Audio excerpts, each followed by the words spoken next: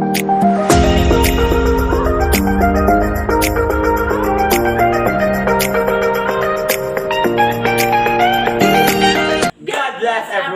am Mark D. Magallanes. I am Regine Malala. And we are the reporters of Developing Instructional Plan for Mother Tongue Instruction. Okay, so this is our lesson objective in this topic. Lesson objective. So at the end of this lesson, students are expected to first unpack the standards in the curriculum guide. Second, determine the nature of competencies. Third, identify topic or content of instruction. Fourth, select assessment strategies. And lastly, plan learning experiences.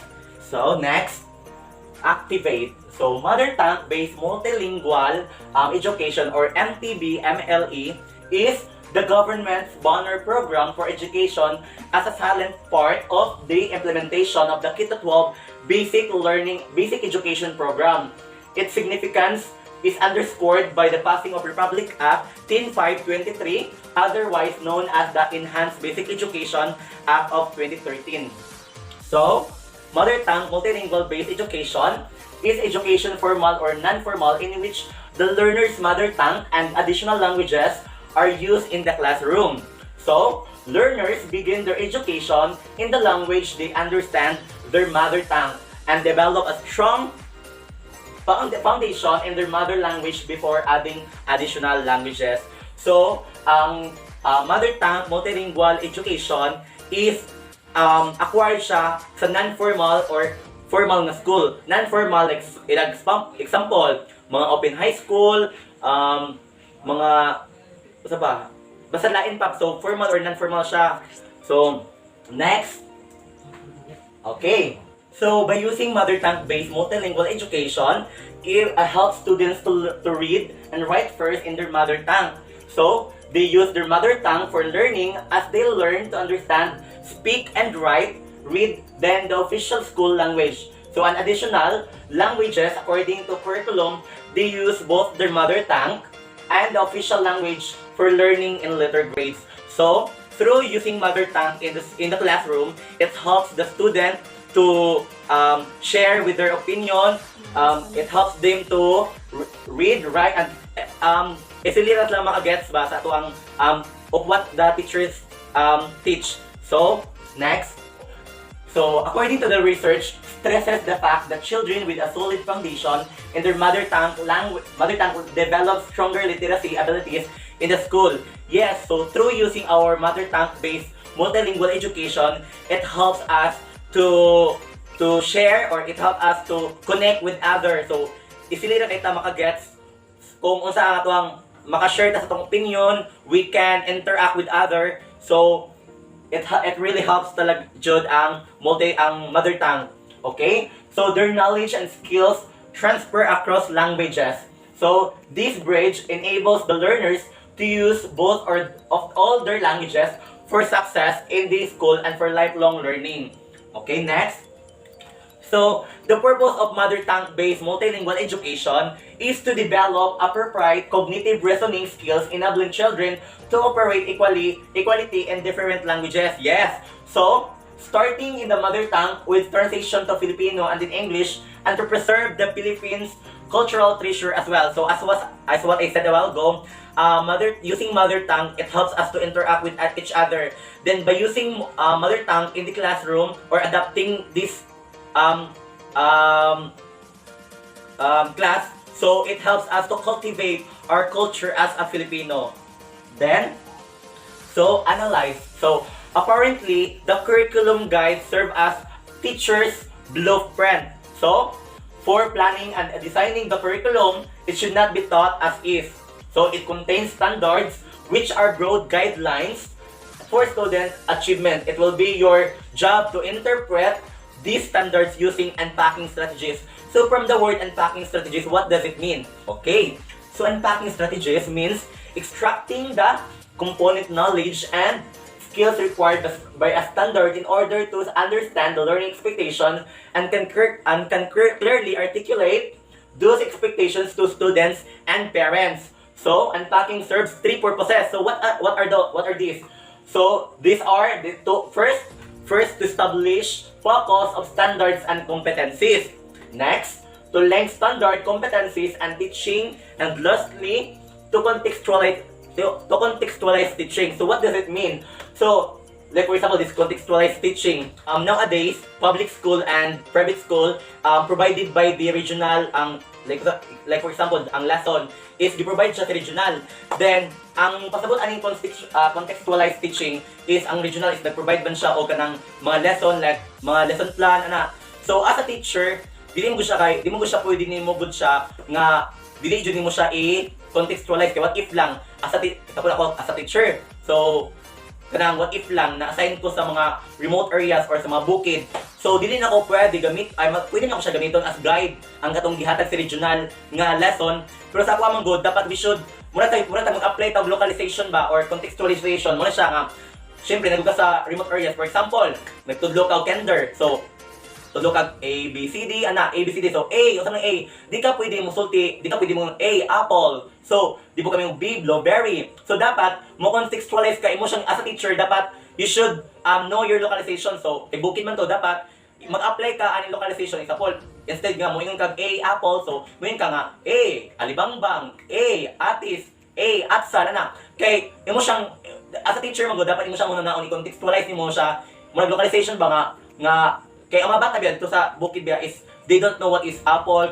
Dapat kung unsay ka nang wag ingon siya localization, dapat as a teacher imo siyang kuan siya mura siya strategist siya nimo ba. So mura siya contextualized teaching. Okay? So these are the examine the figure below on unpacking standards and competencies in the curriculum guide. So first diri mo na siya as a teacher, di ba? Kung giyon as what I said a while ago, as a teacher we should analyze the standards. So i-analyze yun na to. Like for example, katong lesson nga gihatag sa regional para sa teachers, para sa public school, sa private. So as a teacher, dapat we should analyze kung saan standard nga naggamit ato. Kaya ang standard nga ilang gi-apply dito sa atong lesson o sa lesson is di man to siya ma-apply pud murag ato siyang ikuan siya ba, ato siyang i-analyze nga mao ni siya tong gamiton nga topic or siya murag ato siya na ang localization ana sa imong area. So then determine the nature of competencies, knowledge, skills, and values. So, mo siya.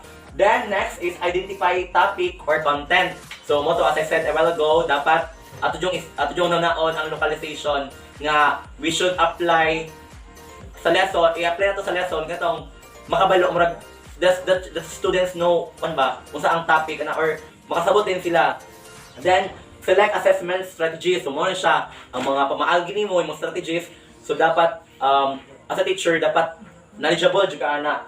So then plan learning experiences, then lastly is select design or instructional material. So as a teacher, like for example, dapat mag-discuss ka or magtudlo kasi mo mga estudyante. So sa bukid, wala man ginawa remote areas ka na assign nga teacher or mga bukid, mga digital, mga like for example, hinani atong gibuhat karon. So dapat imong naon ang materials or design nga imong gamiton in teaching. Like for example, there are some teachers using Manila paper. They are using calendar. At the back of the calendar, Manila sulitan, di ba? Muna siya. So, dapat ang teachers, kabalo siya ang mga strategies nga i-apply para nga yung local or yung ditudluan, which is muna siyang localization or contextualization. Okay. So, next is the first step in the figure involves analysis of the standards. So, standards articulate what students should be able to know or understand and do by the end of the year, and they set equitable benchmark across classrooms and schools. So as a teacher, dapat mo na naon ang lifelong or long-term nga plan. So muna siya. So the discussion below, muna siya ang atong two kinds nga standard, which is the content standard and the performance standard. So what does it mean? So ang content standard, like for example, answer the question, what do students want to know, be able to do and understand. So sa performance standard, answer the question. So what do we want students to with their learning or understand, and how do siya. Then there's a content standard. Another is defines what students are expected to know, knowledge, facts, and information. Then and what they should be able to do, practice or skills. So with what they know. So this part is in performance standard defines the expected proficiency level. So last is the meaning of understanding that they construct or make us they process the facts and information. So there is a performance standard is products or performances as evidence that students can transfer to use their learning in a real life situation. So as a teacher, dapat isipon na to, na to ang long-term plan nga kini siya nga topic is masabtan jud siya sa estudyante, then di jud niya makalimtan din ma-apply po nila sa ilang daily by day nga mga gimbuhaton. So mo na siya. Next, there are 3 types of standard. First, learning area standard. So ang learning area standard defines the broad outcomes for the mother tongue-based multilingual education learning area. So example na ko example gibutang diri. Example, use mother tongue appropriately and effective in oral, visual, and written communication in a variety of situation. Mo na as a teacher, we should magamit ana bitaw ka ng mga klase-klase nga mga strategy ba nga ma-apply, mapahat mo, ma-share nila ang ilahang kung unsay naa nila, then variety of situation and for variety of audiences, context and purposes, including learning of other content, subjects, and take pride in one's cultural heritage. So, mo na siya ang learning area standard. So, next is KStage Standard. So, what does it mean? So, this defines the specific outcomes for K stages such as kinder grade to 3, so grade 4 to 6, and grade 7 to 10. So, there are example here. For kinder to grade 3, by the end of grade 3, students will enjoy communication. So, anong gina siya? So, ano mo mga stages or level of education, dapat ang bata ato siyang kuan ang communication ba with other, mo na nga interaction with other students. So, dapat i-socialize ninyo siya. Then, communicating in their first language on familiar topics for a variety purposes and audiences using basic vocabulary and phrases. Read language 1 text with understanding and create their own stories and text in their language 1. So, kung ato mong gusto siyang gitudlo ang mother tongue-based multilingual education, especially in elementary grades, so ang bata is maka-interact siya with each other kay di kasi nagtanay mas lam din kunang magamit jud dayon nga iyahang kung sa iyahang mother tongue ba, which is para sa tuwa Bisaya ato ang mother tongue, which is our first language nga ato nakatunan sa tuang ginikanan. So dali gid ang bata is maka-interact siya with each other, so maka-communicate siya, maka-share po siya sa iyang feelings, opinions, mo na siya. So next standard is grade level standard. This is the 3rd standard. So this defines the specific outcomes for the language domains of each grade level. So examples, ang kindergarten, the learner demonstrates skills and strategies in phonemic awareness, alphabet, knowledge, sound letter, correspondence, decoding, vocabulary, and comprehension as they enjoy listening and responding to a variety of texts in their mother tongue. So like for example, ang kinder daw, as a kinder's teacher, dapat ato silang tudluan of a variety of strategies like sa pool alphabetical man siya ABCD, so ipakanta mo ang ABCD, then ang uban action din napo kay mga i-apply pod nga mga strategies ba nga ang bata bitaw is kuan sila ganahan sila interesado sila sa imong itudlo sila ha. Muna siyang as a teacher we should dapat natay mga strategies nga i-apply nato sa tuang students para pod nga ganahan sila maminaw sa tuang sa tuang discussion. So next is this is the continuing of report of Regine Malana. Okay, God bless. So this is the continuation of Mark's report. So let's go to abstract. In triads, we will perform the rest of the unpacking process by the following steps 2 to 7 below. So the step 2, examine the competencies by determining the target language domain. So we need to check first or the competencies by determining the target language domain. So the 5 macro skills, these are the reading, listening, speaking, writing, and viewing, are further categorized into 12 domains in the mother tongue-based multilingual education curriculum. So the step 3 is determine the nature of competencies, which is the knowledge, skills, and values. So the step 3 is we need to find out the nature of the competencies. So the target of the competency may be knowledge, conceptual and factual understanding.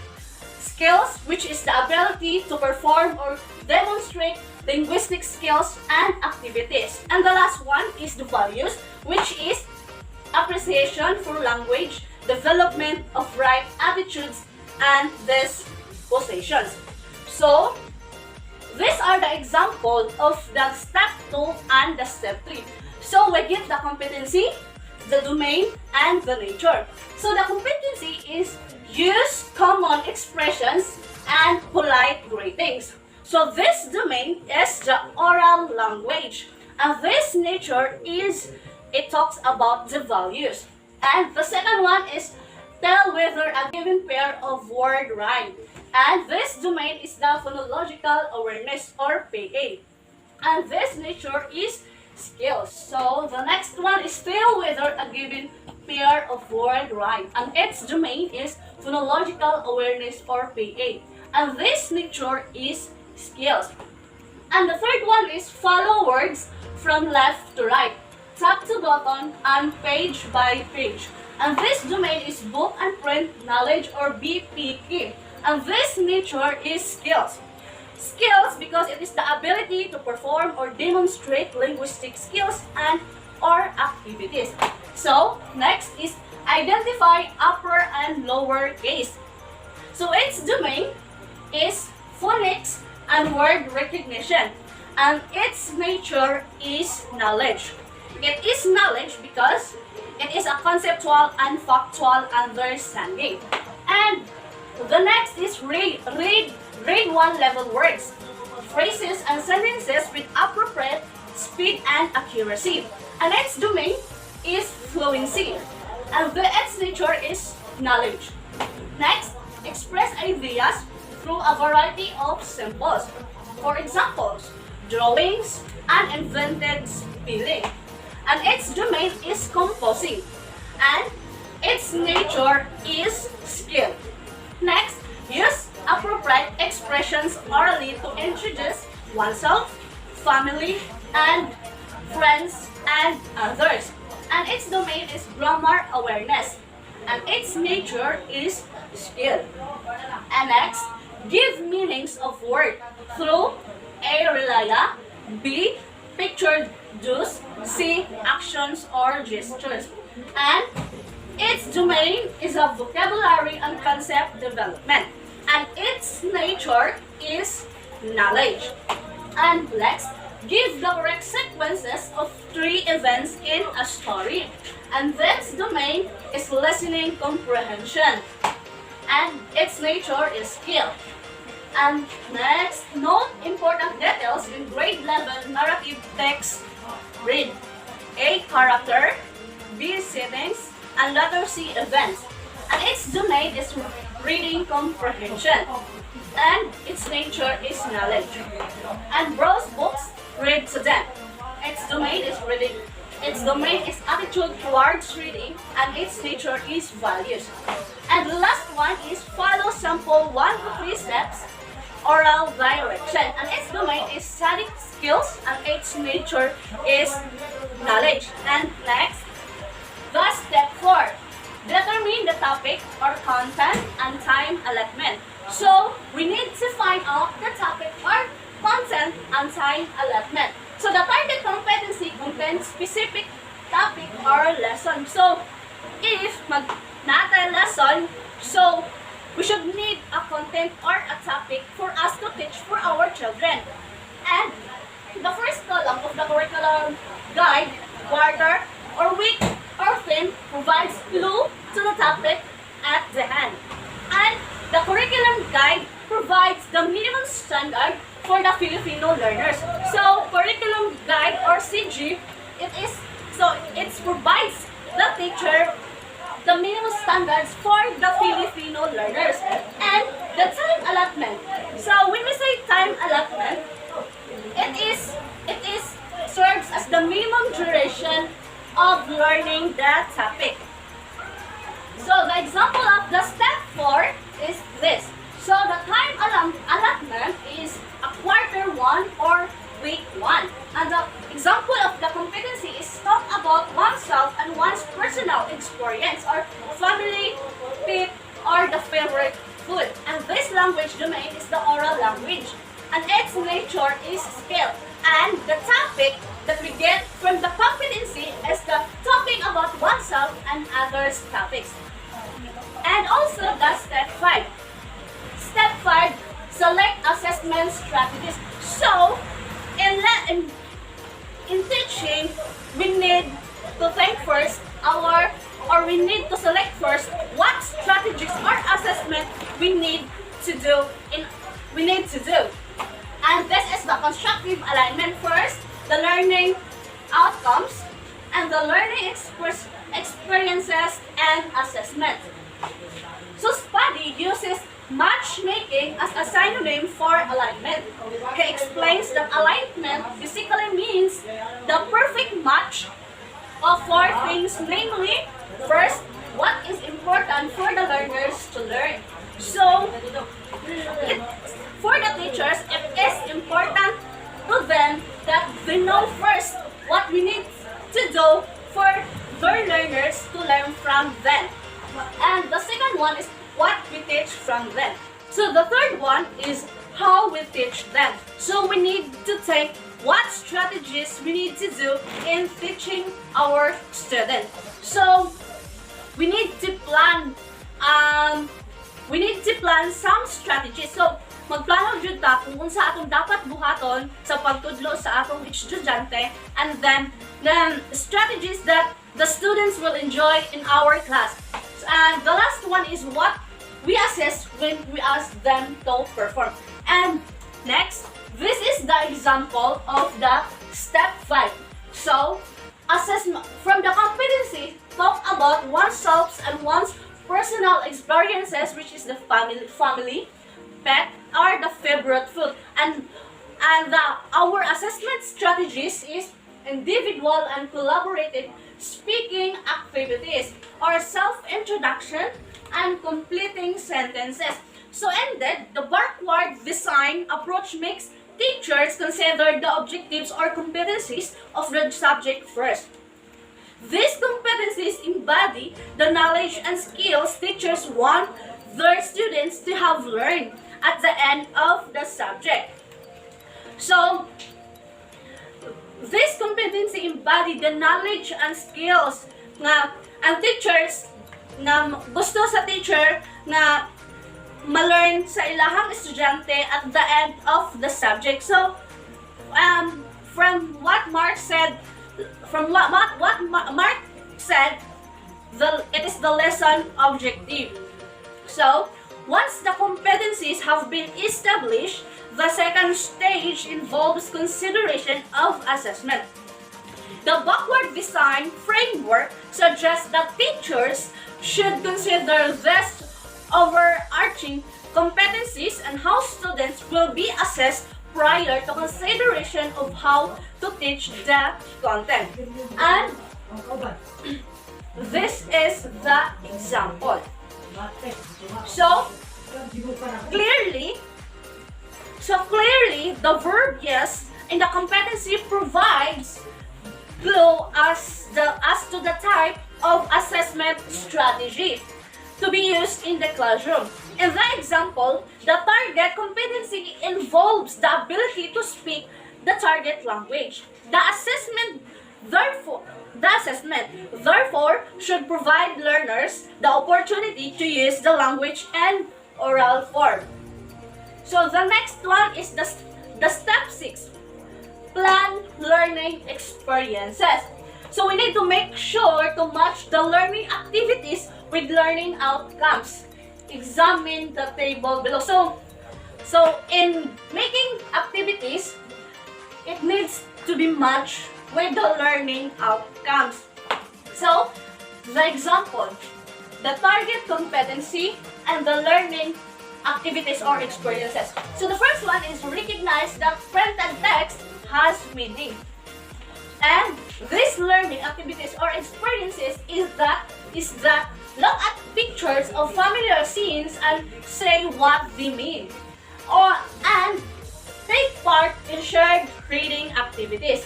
So the next one of target competency is focus on whole language or meaning. So these learning activities or experiences use books independently, turn pages in correct orders, pens to and talks about the picture. And the last one is recognize letters of the alphabet, tone marks, and other language features, or focus on parts of language and accuracy. And its learning activities is read and say the sound of letters in isolation, and write the letters of the alphabet, and the last one is read and write own name correctly. And the last step is design learning materials. So, Tomlinson in 2003 indicates that effective language materials is expose the learners to language in authentic use. And the second one is help learners to pay attention to features of authentic input, and provide the learners with opportunity to use the target language to achieve communicated purposes. So, ang MTB is naghatag og opportunities nga magamit ang mother tongue to achieve our communicated purposes, and provide opportunities for outcome feedback. Achieve impact in the sense that they arouse and sustain the learner's curiosity and attention. And the last one is stimulate intellectual, aesthetic, and emotional involvement. And the last one, apply. Apply, this is where we apply all we learn from the lesson. And for example, for apply is to evaluate our students from what they learned from the topic. That's all. So, as the summary of our topic, muna siya. So, in this unit, you learn about the important principles and guidelines in instructional planning, in general and mother tongue instruction in particular. So, mo to siyang discuss kanina. Then, you also learned and practice curriculum and packing strategies. Then, it is hoped that you can now understand the various elements of the curriculum guide, and you can articulate these elements with competence and confidence to your peers and students. So, unpacking strategies enable us to unreveal the wondrous gift inherent in our own curriculum guide and equip us to contextualize our teaching. So, I hope as a future, as a teacher, so we should apply this kind of strategy, which is unpacking strategies, or katamong gipang discuss ganina. I hope in this topic, you have learned a lot, and I hope in this kind of strategies nga among gitudlo sa inyo karon, if inyo siyang ma-apply someday, if magtudlo na mo. So, mo to siya. Thank you for watching and listening to